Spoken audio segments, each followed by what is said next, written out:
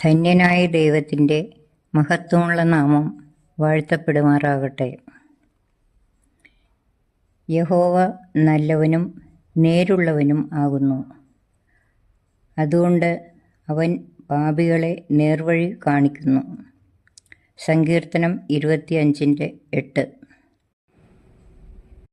സൗമ്യതയുള്ളവരെ അവൻ ന്യായത്തിൽ നടത്തുന്നു. സൗമ്യതയുള്ളവർക്ക് തൻ്റെ വഴി പഠിപ്പിച്ചു കൊടുക്കുന്നു. സങ്കീർത്തനം 25:9. അവൻ എളിയവനെ പൊടിയിൽ നിന്ന് എഴുന്നേൽപ്പിക്കുകയും ദരിദ്രനെ കുപ്പയിൽ നിന്ന് ഉയർത്തുകയും ചെയ്തു. സങ്കീർത്തനം 113:7.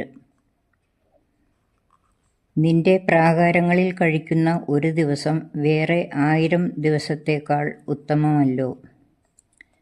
സങ്കീർത്തനം 84:10.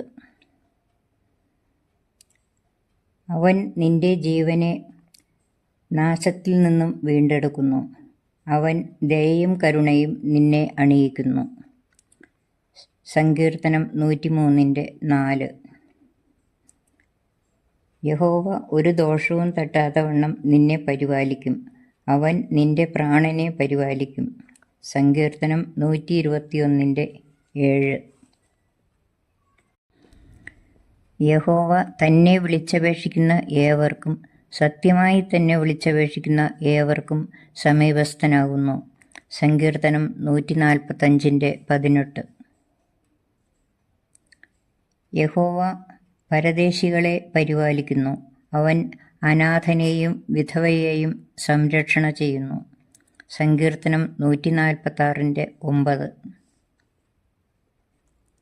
മനം തകർന്നവരെ അവൻ സൗഖ്യമാക്കുകയും അവരുടെ മുറിവുകളെ കെട്ടുകയും ചെയ്യുന്നു.